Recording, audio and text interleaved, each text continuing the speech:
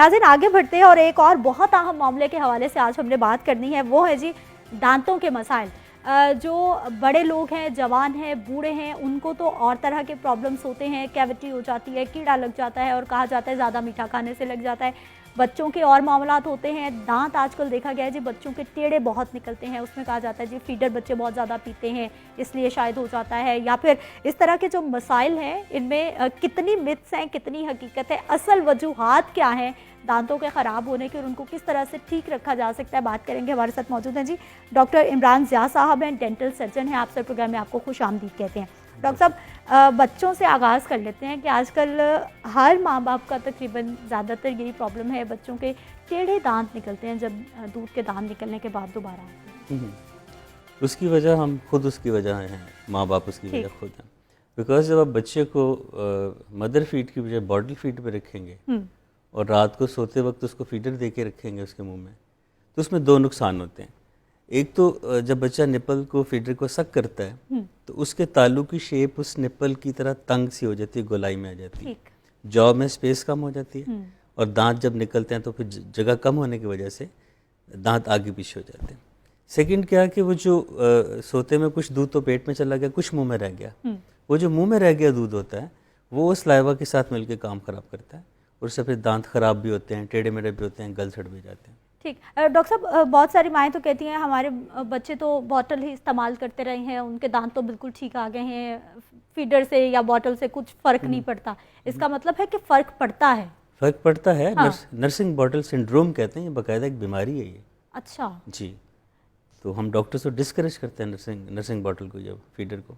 अच्छा डॉक्टर साहब, बच्चों के दांत, एक तो ये आपने बता दिया कि ये रीज़न हो सकती है, ग़िज़ाओं की कितनी, जो हम खाना पीना ठीक नहीं खिलाते बच्चों को या फिर तमाम ग़िज़ाई अज्जा उनके पूरे नहीं होते, और कौन कौन सी रीज़न्स हो सकती हैं बच्चों के दांत ख़राब होने की वजह से? बिल्कुल, जब भी जिस्म में विटामिन सी, कैल्शियम और विटामिन डी कम होंगे तो बच्चों में चूँकि ग़िज़ाई कमी आ गई, उससे जिस्म की बढ़ोतरी या ग्रोथ नहीं होगी और दांत उनके ख़राब होंगे।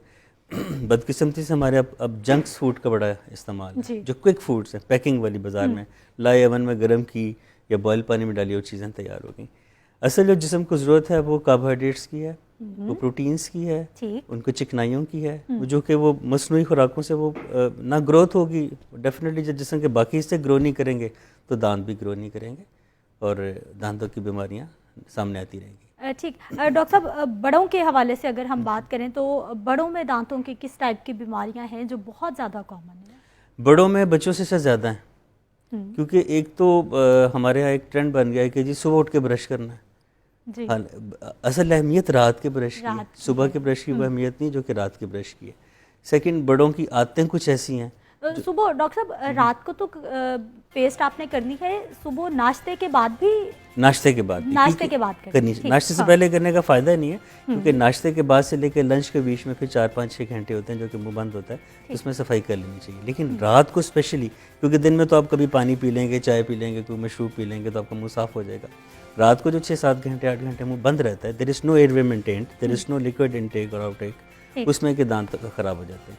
फिर बड़ों में बहुत सी आदतें ऐसी जिसका उन्हें पता ही नहीं चलता कि आदतें उनके लिए नुकसानदेह हैं, लाइक नेल बाइटिंग, काम करते पेन मुंह में रख लेना, ठीक है, और दांतों को आपस में क्रश करते रहना, भींचते रहना, ये सब ऐसी, पान गुटखा खाना, सिगरेट पीना, ये सारी आदतें जो हैं ये बज़ाहिर कुछ नहीं कहती, लेकिन ये बहुत सी बीमारियों का पेशगाम होती है। ठीक। डॉक्टर साहब, मीठा दांतों के लिए कितना ख़तरनाक, बच्चे बड़ों दोनों के लिए? मीठा ख़तरनाक तो शायद नहीं है इतना ज़्यादा, लेकिन अगर इसको मीठा खाने के बाद साफ़ ना किया जाए तो वो ज़्यादा ख़तरनाक है। तो फिर बच्चों को जो हम कैंडीज़, चॉकलेट्स, इस तरह की चीज़ों से मना करते हैं, वो मीठा जब रह जाता है तो वो ख़तरनाक होता है? बिल्कुल ख़तरनाक, जब दांतों पे चिपका रह गया, जो स्टिकिंग स्वीट है वो ख़तरनाक है। मीठा खाना तो इतना ख़तरनाक नहीं है, लेकिन वो भी एक लिमिट तक। ठीक। ज़ाहिर है कि अल्टीमेटली जो ज़्यादा मीठा है बड़ों में तो डायबिटीज़ की तरफ जाता है, बच्चों में भी डायबिटीज़ होती है, तो हर चीज़ एक बैलेंस के साथ होगी। डॉक्टर साहब, बच्चों के जो दांतों के मसाइल हैं ये किस हद तक ठीक हो सकते हैं या फिर ये काबिल इलाज हैं? ये 100% काबिल इलाज हैं अगर वक्त पे लेके आया जाए, और 100% से ऊपर मुमकिन नहीं है। उससे भी बेहतर ये है कि अब हर 6 माह के बाद बच्चों और जो बड़े हैं वो अपने अपने दांतों का एग्जामिन करवाते हैं डेंटिस्ट से, ताकि कोई भी जो मसला वो शुरू में पकड़ा जाए, उससे तकलीफ भी कम विजिट्स भी कम, खर्चा भी कम और बीमारी भी कम। डॉक्टर साहब, बड़ों में कैविटी या फिर दांतों में कीड़ा लग जाने की क्या वजह है और उसका क्या 100% इलाज मुमकिन होता है? यस, बिल्कुल। अगर वही बात कि अगर शुरू में ये चीज़ बीमारी पकड़ी जाए, कैविटी भी स्टार्ट, अगर आप 6 माह के बाद, जैसे मैंने भी कहा आपसे कि 6 माह के बाद दिखाएं, कीड़ा भी शुरू हुआ ही है, आप उसको फ़ौरन सील कर देते हैं हम दांत को सीलिंग मटेरियल के साथ, और वहीं पे मसला ख़त्म होता है। जैसे आप इग्नोर करते जाते हैं, रात को ब्रश नहीं करते हैं, कार्बोहाइड्रेट ख़ास तौर पर नशास्ता चावल और आलू अगर ये खाने के बाद साफ़ ना किए जाएँ, तो सबसे ज़्यादा दुश्मन जो दांतों के हैं वो कार्बोहाइड्रेट्स हैं। अच्छा। ऑल्दो के जिस्म के लिए बहुत ज़रूरी है, लेकिन अगर मुँह में रह जाएँ तो दांतों के सबसे बड़े दुश्मन कार्बोहाइड्रेट्स हैं। ठीक। तो आमतौर पे बड़े इग्नोर करते हैं फिर वो। तो डॉक्टर साहब, जितनी बार खाना खाना है उतनी बार फिर आपने पेस्ट ही करनी है, या फिर आप खाने के बाद सादा पानी की अगर 1-2 बार कुल्ली भी कर ले तो वो भी आपके मुंह को क्लीन कर दें? अब जैसे ऑफिस वर्क के लोग हैं जो सुबह 9 से 5 हैं, उनके लिए तो जेब में तो टूथब्रश रखना मुश्किल है। हाँ। तो वो दोपहर के खाने के बाद अच्छे तरीके से प्रेशर के साथ कुल्ली कर लें, काफ़ी है। लेकिन सुबह नाश्ते के बाद और रात खाने के बाद तो आपके अपने बस में है ना, टाइम है, 2 मिनट हैं, 2 मिनट लगते हैं सही तरीके से ब्रश करने में। बहुत ज़्यादा रगड़ना और वो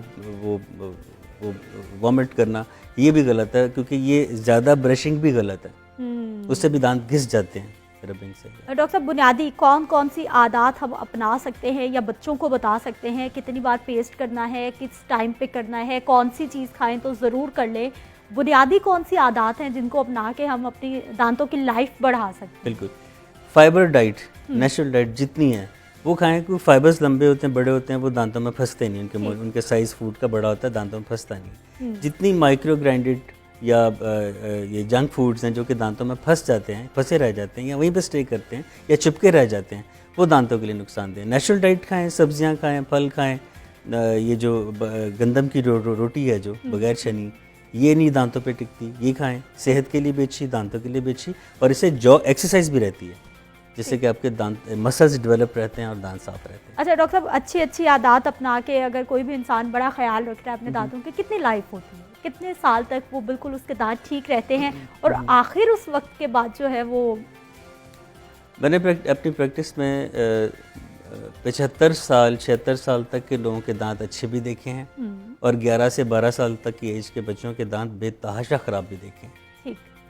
तो ये आपकी अपनी एक मेंटेनेंस पे है, हैबिट्स हैं, आपकी क्लिनजिंग हैबिट्स हैं, आपकी डाइटरी हैबिट्स हैं, आपकी सोशल हैबिट्स हैं, जिनसे आप अपने दांतों की उम्र बढ़ा सकते हैं। इसमें कोई हार्ड एंड फास्ट रूल नहीं है, जैसे मैंने बताया कि इंतहाई बड़ी एज में भी सही रहते हैं और इंतहाई छोटी एज में भी खराब। डॉक्टर साहब, ये अकल दाढ़ का कॉन्सेप्ट भी आज हमें समझाइए कि ये अकल दाढ़ क्या है और कब निकलती है, क्या ये कॉन्सेप्ट ठीक है या नहीं ठीक? इसका नाम इत्तेफाक से हमारी किताबों में भी विजडम टूथ लिखा हुआ है। बिल्कुल। हाँ। उसकी वजह ये है कि ये देर से आती है, अकल भी देर से आती है, तो इसलिए इसका नाम अकल दाढ़ है। ये 17 साल की एज में आती है। वैसे तो दांत जो है वो 6 साल में आना शुरू हो जाते हैं, परमानेंट दांत। दूध के दांत 6 माह की उम्र से आना शुरू होते हैं, जो परमानेंट दांत हैं वो 6 साल की एज से आना शुरू होते हैं। और ये अकल दाढ़ 17 से 18 साल की एज में आती है और 70 साल तक किसी वक्त भी आ सकती है। और इसका ड्यूरेशन क्या होता है? ड्यूरेशन इसका बहुत साल लग जाते हैं, कई लोगों को काफ़ी साल लग जाते हैं। इसकी जबड़े में जगह कम होती है इस जनरेशन की। अब अल्लाह ने दांत तो पूरे उगाने हैं, वो फिर टेढ़ा मेरा जहाँ जगह उसको मिलती है निकलता है, और विजडम टूथ बेतहाशा तकलीफदेह साबित होता है in most of the cases. और डॉक्टर साहब, कुछ लोग तो निकलवाने की नौबत आ जाती है। मैंने बहुत सारे ऐसे केसेस देखे हैं, जैसे आपने बताया कि स्पेस कम होती है जिसकी वजह से प्रॉपर वो नहीं निकल पाती, तो उसको निकलवाना भी बहुत अजियतनाक होता है। कि आप अमूमन अकल दाढ़ जब उग रही होती है तब तकलीफ देती है। हाँ। जब ये मुंह में रहती है तब भी तकलीफ देती है, और जब इसको निकालते हैं तब भी तकलीफ देह प्रोसेस है। और लेकिन इतना भी नहीं है, सुन करके किया जाता है, लंबा प्रोसेस है इसको निकालना। लेकिन अगर ये सीधी हो तो फिर आराम से निकल आती है, अगर टेढ़ी हो तो फिर सर्जिकली हम इसको निकालते हैं। डॉक्टर साहब, जिन लोगों के दांतों में कैविटी है, प्रॉब्लम है, या कोई स्वेयर प्रॉब्लम हो जाए, तो फिर उसका हल लास्ट यही है कि आप अपनी दाढ़ या दांत निकलवा के उसका ऑल्टरनेट लगवा लें? नहीं। और दूसरा ये कि दांतों में स्पेस हो जाने की क्या वजह होती है? पहले हम लेते हैं कि कैविटी के बाद दांत निकलवाना ही चाहिए, ऐसा कतई नहीं है। ये पुराना कॉन्सेप्ट था कि इलाजे धंधा खराजे धंधा। अब तो बहुत तरीके आ गए, रूट कैनाल ट्रीटमेंट है, फिलिंग्स हैं, कैविटी सीलर्स हैं। बहुत शुक्रिया डॉक्टर साहब प्रोग्राम में शामिल होने के लिए और दांतों के मसाइल के हवाले से बात करने के लिए। डॉक्टर साहब ने बता दिया, हौसला भी दे दिया है कि दांत आपकी ज़िंदगी जो है वो अच्छी खासी उनकी हो सकती है, लेकिन अगर उनकी प्रॉपर से केयर की जाए।